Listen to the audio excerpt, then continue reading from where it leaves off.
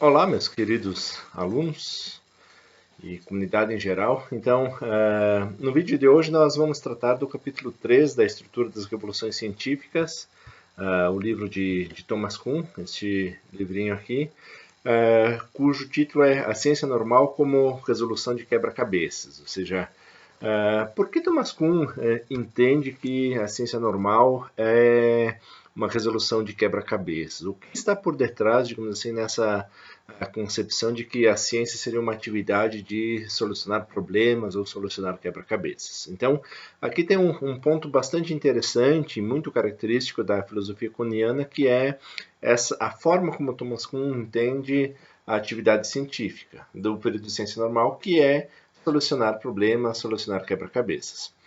Então, Thomas Kuhn, no início do capítulo, ele diz o seguinte: talvez a característica mais impressionante dos problemas normais, ou seja, os problemas da ciência normal, esses problemas que nós já vimos estabelecidos no momento anterior, que seria o aumento do ajuste, do rigor, da precisão, esses problemas normais de pesquisa que acabamos de examinar, seja o reduzido interesse de produzir grandes novidades, seja no domínio dos conceitos, seja no domínio dos fenômenos. Ou seja, o ponto de partida aqui, então, é que a ciência normal é uma atividade de solucionar problemas. E um dos pontos característicos disso é que os cientistas eles vão se dedicar um longo período, com bastante intensidade para encontrar respostas. Então, pensem, digamos assim, num quebra-cabeça, pensem numa palavra cruzada, pensem em qualquer desafio que a gente compreenda como um quebra-cabeça.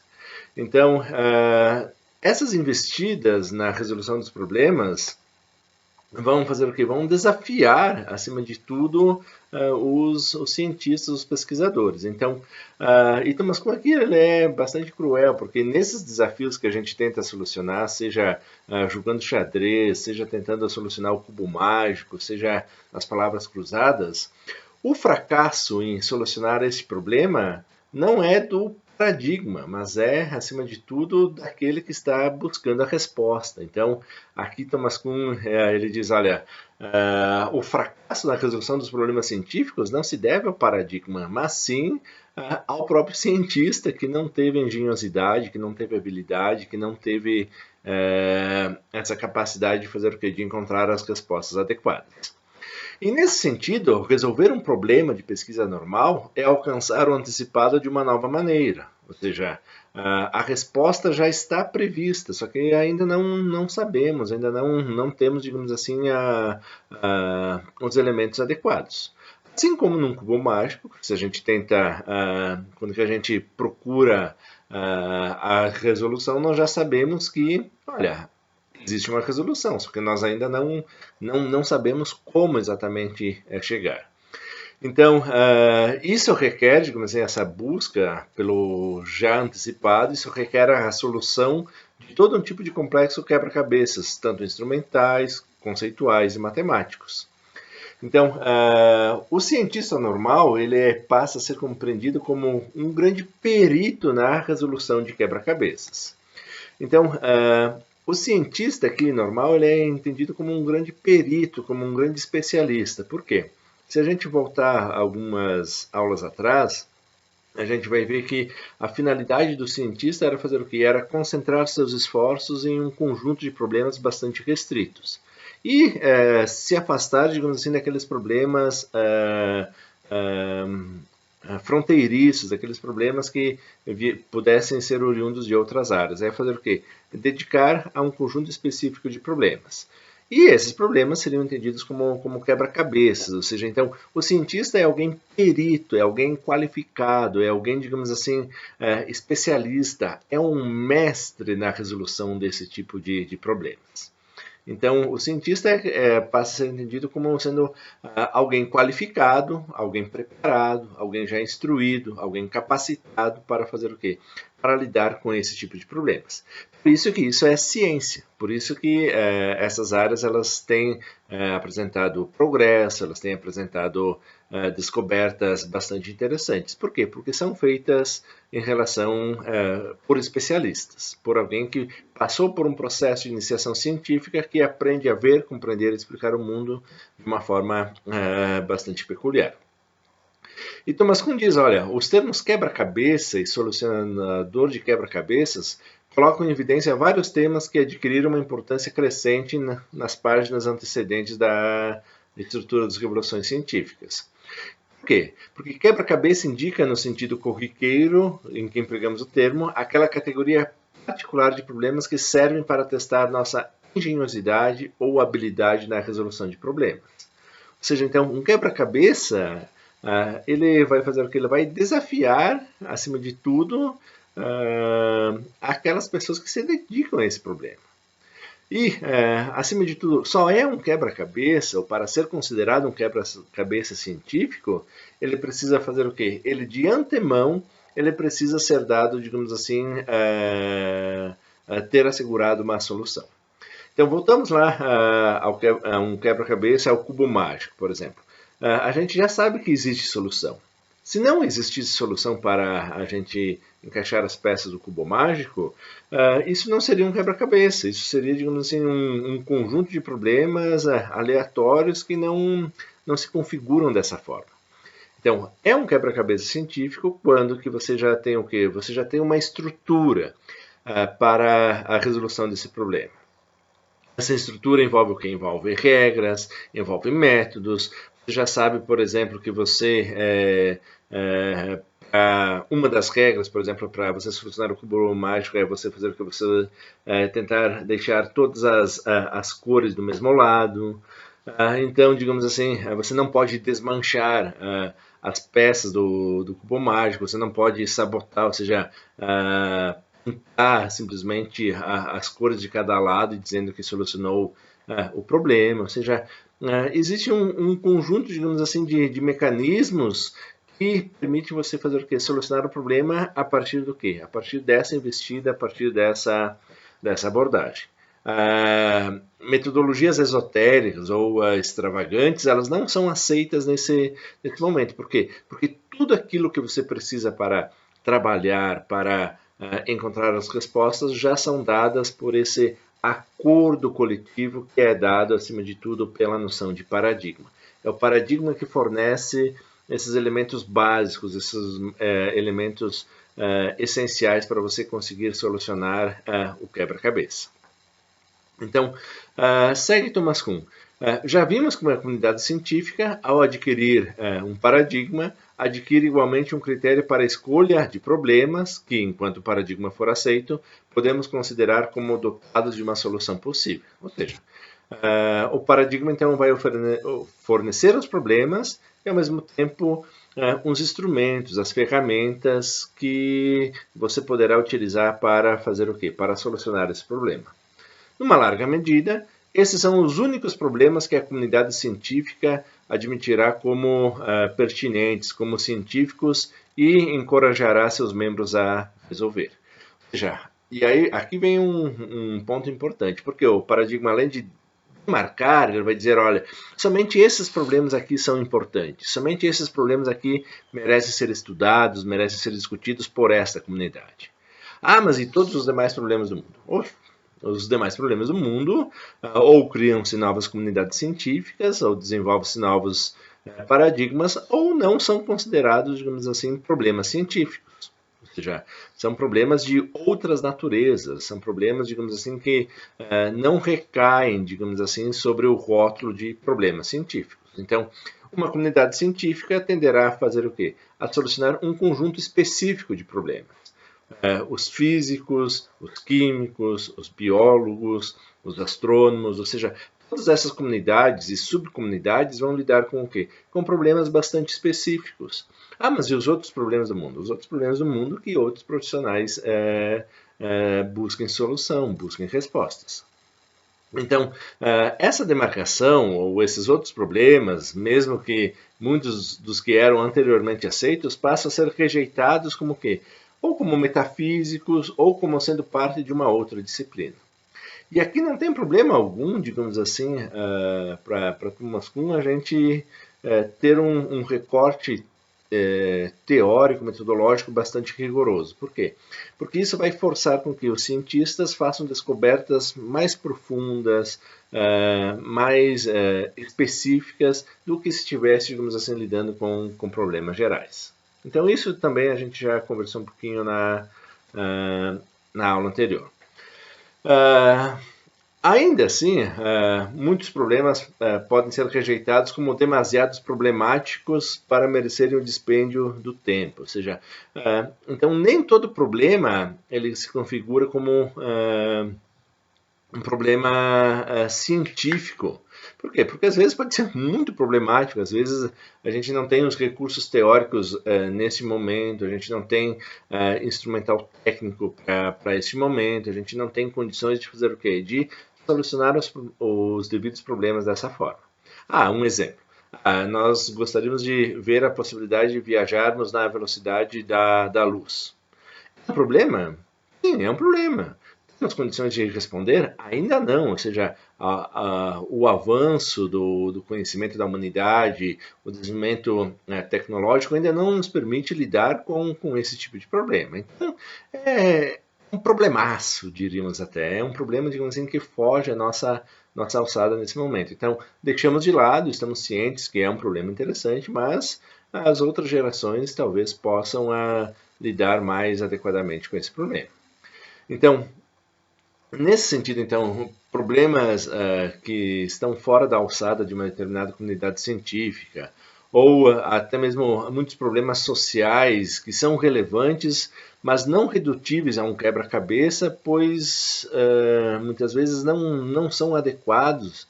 Então, eles não merecem a atenção dessa comunidade científica. Aqui, talvez, o grande desafio seria fazer o quê? Seria estudar ou especular a possibilidade de nós tratarmos problemas sociais como verdadeiros quebra-cabeças e instituirmos, digamos assim, comunidades científicas nessas áreas. Ou seja, fazer dos sociólogos, talvez, dos antropólogos, dos economistas, talvez assim, comunidades científicas capazes de solucionar problemas graves, como problemas da fome, problemas da miséria, problemas da desigualdade social, que são problemas sérios, mas aqui ressalto apenas que Thomas Kuhn está lidando com problemas das chamadas ciências naturais, que seriam basicamente o quê? Física, química, biologia. Isso até porque o próprio Thomas Kuhn ele é um físico de formação. Então, o seu plano de fundo é justamente o quê? A física. Então, quando ele fala de paradigmas e quebra-cabeças para serem solucionados, seriam dessas áreas. E aqui, talvez o grande desafio fosse ver a possibilidade ou não da existência de quebra-cabeças nas ciências humanas, nas ciências sociais. Mas isso Thomas Kuhn não aponta, ele não vai nessa direção, apenas para deixar claro para vocês nesse vídeo. Se alguém buscar isso em Thomas Kuhn, não irá encontrar. Por quê? Então, por que ele tenta evitar esses esses problemas excessivamente grandes, esses problemas que não podem ser solucionados, esses problemas sociais? Na maioria das vezes, porque esse tipo de problema vão atuar, vão constituir-se numa espécie de distração para os cientistas, fato que é brilhantemente ilustrado pelas diversas facetas do baconismo no século XVII e XVIII, século XVIII, e por algumas das ciências sociais contemporâneas. Então, uma das razões pelas quais a ciência normal parece progredir tão rapidamente é que a de que seus praticantes concentram-se em problemas que somente sua falta de engenho pode impedir a resolução. Ou seja, então a ciência normal, no sentido de Thomas Kuhn, ela precisa ser o quê? Ela precisa ser uma ciência fechada, uma ciência, digamos assim, quase dogmática, e aqui foi uma das grandes críticas que Thomas Kuhn sofreu, principalmente de Karl Popper, que defendia um racionalismo crítico, ou seja, dizia, não, mas os cientistas normais, eles parecem ser o que eles parecem estar fechados a críticas, eles não vão discutir as suas ideias. É exatamente isso. Ou seja, os cientistas normais aqui, eles estão trabalhando em comunidade, e aquilo que vem de fora, digamos assim, não tende a abalar, digamos assim, a estrutura interna da própria comunidade científica. Mas isso tem os grandes méritos, digamos assim, que Thomas Kuhn ele, ressalta, digamos assim, na estrutura. Então, seguindo, se esses problemas eles são quebra-cabeças, então por que as pessoas sentem-se atraídas pela ciência? Por que você, estudante, vai para essas áreas científicas? Por que você procura solucionar quebra-cabeças? Então aqui Thomas Kuhn ele faz algumas especulações aqui e ele diz, olha, primeiro de tudo é um desejo de ser útil, ou seja, eu gostaria, enquanto jovem, enquanto cientista, enquanto pesquisador, eu gostaria de dar a minha contribuição e deixar a minha contribuição também para a humanidade, ou seja, dizendo, eu sou capaz, eu posso solucionar esse problema, eu quero deixar meu nome registrado na história. Então, é uma forma, digamos assim, uma das motivações que leva as pessoas a fazer o quê? A encarar esses quebra-cabeças. Outra motivação aí, e vejam se vocês se identificam com isso, ou estão dizendo que Thomas Kuhn está totalmente equivocado, aí fica a critério de vocês. Mas um outro ponto é a hesitação advinda da exploração de um novo território, ou seja, as capacidades, as potencialidades despertadas por novas investidas, por exemplo, as novas descobertas da química, da física, da biologia, digamos assim, e isso acaba trazendo uma excitação, ou seja, acaba trazendo, digamos assim, uma euforia que somente aqueles que estão relacionados à pesquisa, ao trabalho, digamos assim, de encontrar respostas para as grandes questões do mundo é que sente. Então isso é algo, digamos assim, que perpassa a atração por esses quebra-cabeças. A esperança e o desejo de encontrar ordem, ou seja, a ciência é uma atividade que organiza o mundo que está à nossa volta. Então, encontrar ordem para os fatos, para os fenômenos, isso também é um elemento motivador. Também Thomas Kuhn ressalta o impulso para testar o conhecimento estabelecido, ou seja, será que tudo aquilo que as outras gerações já produziram é suficiente? Será que aquilo que as outras gerações apresentaram é correto? Permanece válido ainda hoje? Ou a gente precisa verificar, a gente precisa mudar, a gente precisa alterar a nossa forma de ver, compreender e explicar o mundo? Também é uma espécie de impulso.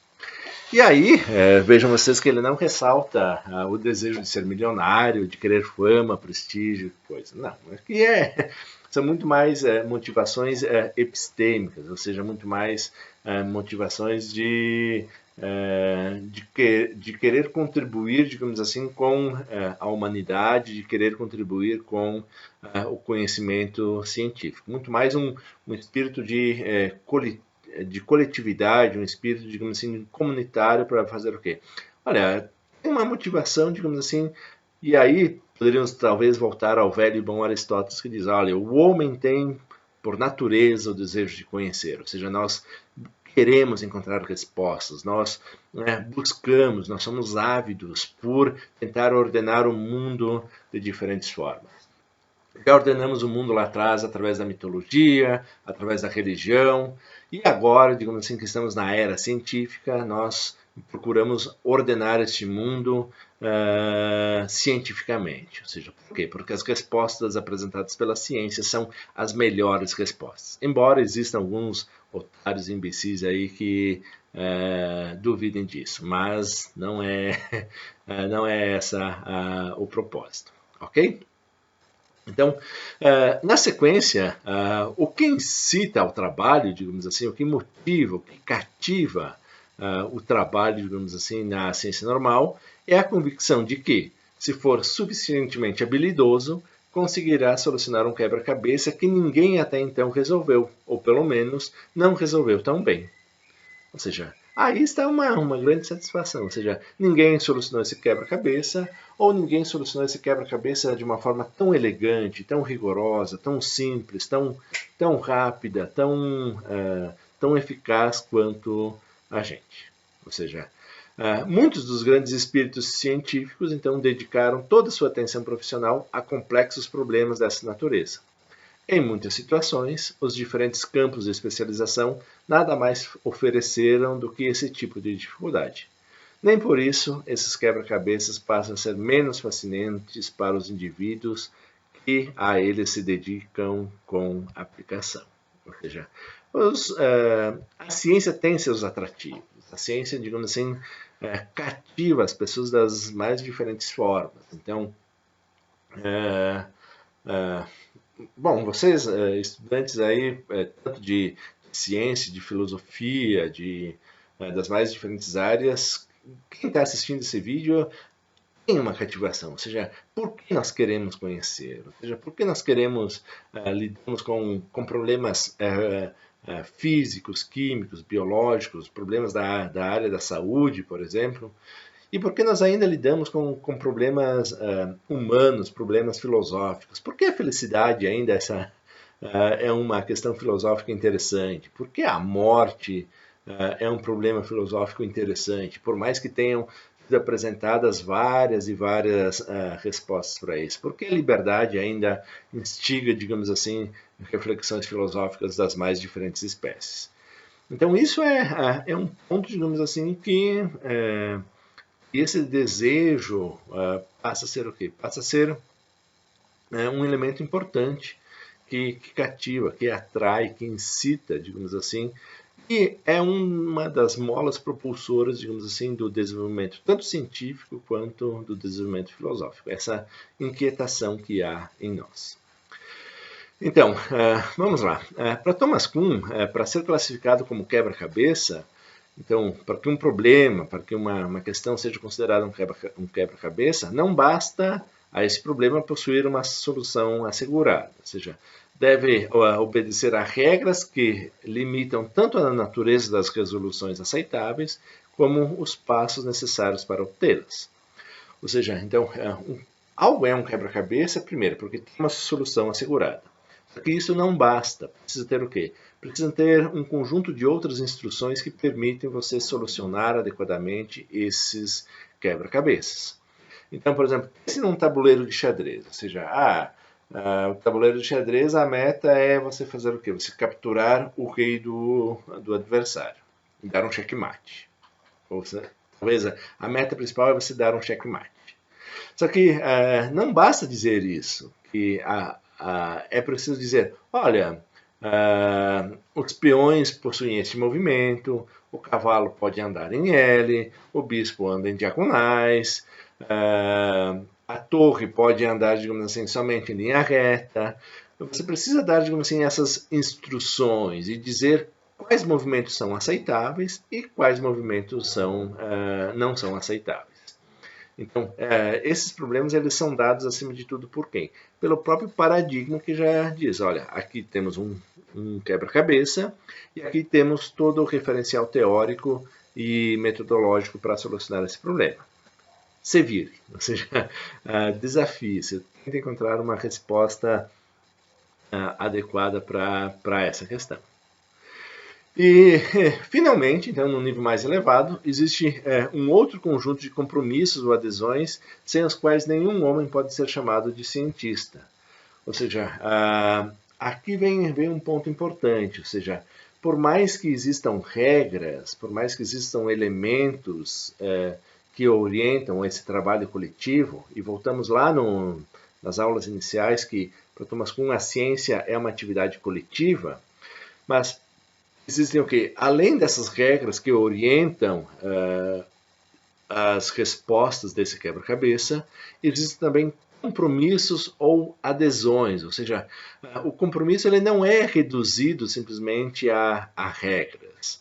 O compromisso é algo muito mais do que intersubjetivo. Ele é muito mais poderoso no sentido de fazer o quê? De promover acordos, de promover, digamos assim, concepções fáticas, compreender, digamos assim, um plano de fundo que não precisa ser positivado em forma de regras. Então, uma série de redes de compromissos ou adesões, tanto teóricas, conceituais, metodológicas e instrumentais, que é uma das principais fontes da metáfora relacionada à ciência normal como a resolução de quebra-cabeças. Então, esses compromissos eles proporcionam ao praticante de uma especialidade amadurecida regras que lhe revelam a natureza do mundo e sua ciência, permitindo-lhe assim concentrar-se com segurança nos problemas esotéricos com S, ou seja, os problemas fechados, definidos por tais regras e por tais conhecimentos existentes. Ou seja, as regras são um dos elementos, digamos assim, que orientam esse trabalho coletivo. Mas existem também crenças, acordos, elementos que são compartilhados, que você não precisa ter, digamos assim, uma regra dizendo não faça isso, por quê? Porque já está dado, digamos assim, é um elemento básico, ou seja, se você utilizou determinado instrumento, por exemplo, se você utilizou um tubo de ensaio, você precisa deixar limpo esse tubo de ensaio e colocado na posição adequada, para que outra pessoa possa vir utilizar. Ou seja, são compromissos, ou seja, você não precisa ter regras, são elementos que vão orientar, digamos assim, esse trabalho coletivo. Então, nesse sentido, vem um ponto importante, porque Thomas Kuhn diz, a ciência normal é uma atividade altamente determinada, mas não precisa ser inteiramente determinada por regras. Ou seja, a ciência normal, você foca nesse trabalho, você foca, digamos assim, na resolução de um quebra-cabeça, mas essas regras, elas estão presentes, mas não é apenas isso. Ou seja, existem muitos outros acordos, crenças compartilhadas intersubjetivamente que se somam a essas regras. Ou seja, por quê? Esses acordos, essas regras se fazem necessárias, por quê? Esses acordos, esses compromissos, porque as regras deixam lacunas. E essas lacunas entre as regras são preenchidas justamente por essas crenças, por esses acordos que são compartilhados coletivamente. Então, é por isso que no início desse ensaio, o Thomas Kuhn introduziu a noção de paradigmas compartilhados, ao invés da noção de regras. Pressupostos e pontos de vista compartilhados como sendo a fonte da coerência para as tradições da pesquisa normal. Não é simplesmente seguir regras. Ou seja, essas regras, elas precisam ser o quê? Elas precisam ser compartilhadas. E, além de ser compartilhadas, tem um conjunto de outros acordos, de crenças, de compromissos, que fazem, digamos assim, o trabalho coletivo ser desenvolvido de uma forma coerente, de uma forma consistente. Um exemplo bastante tosco que eu utilizo para exemplificar isso é o fato de você conhecer as regras não implica de você conseguir fazer alguma coisa bem feita. Ou seja, você pode ter as instruções básicas de como fazer um bolo. Por exemplo, você pode ter todos os ingredientes, você pode ter o tempo de forno, você sabe a ordem de misturar os ingredientes, tal e tal coisa. Só que isso não implica, digamos assim, de você conseguir fazer um bolo bem feito. O fato de você conhecer as regras de trânsito, de você saber, digamos assim, todos os códigos de trânsito, não faz de você um bom motorista. Ou seja, é preciso fazer o quê? É preciso ter um conjunto de habilidades. E essas habilidades, elas não são habilidades, digamos assim, individuais. Elas precisam ser habilidades coletivas. Ou seja, eu não tenho todas as estradas do mundo somente para mim. Ou seja, eu sou um bom motorista à medida que eu consigo fazer o que? Interagir com outros motoristas, com pedestres e com toda a sinalização de trânsito disponível. Então, apenas para dizer que as regras são componentes do paradigma, mas elas não são o único componente desse paradigma. As regras, então, segundo Thomas Kuhn, derivam de paradigmas, mas os paradigmas podem dirigir a pesquisa mesmo na ausência de regras. Ou seja, é possível desenvolver ciência, fazer a resolução de quebra-cabeças, mesmo sem um conjunto rígido de regras. Por quê? Porque os cientistas estarão de posse, digamos assim, de um conjunto de crenças, de um conjunto de elementos que são compartilhados coletivamente, comunitariamente. E isso permite que o trabalho prossiga, isso permite que o trabalho prospere, isso dá garantias de que é possível, digamos assim, solucionar problemas, solucionar quebra-cabeças. Ok?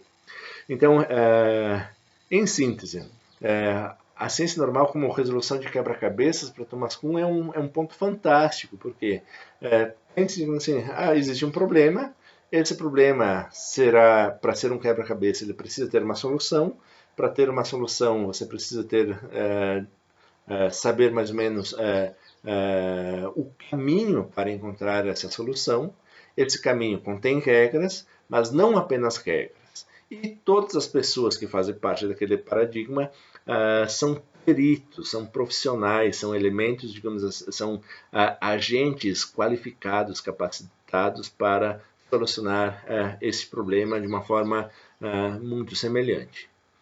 Então, acho que seria isso nesse capítulo sobre a ciência normal como resolução de quebra-cabeças. Ok? Então, o capítulo seguinte é a prioridade dos paradigmas. Então, acompanhem os próximos vídeos, aí, bons estudos, espero que tenha ficado claro, digamos assim, a noção de quebra-cabeça. Qualquer dúvida, qualquer dificuldade, pode entrar em contato, ok? Um abraço a todos e até mais.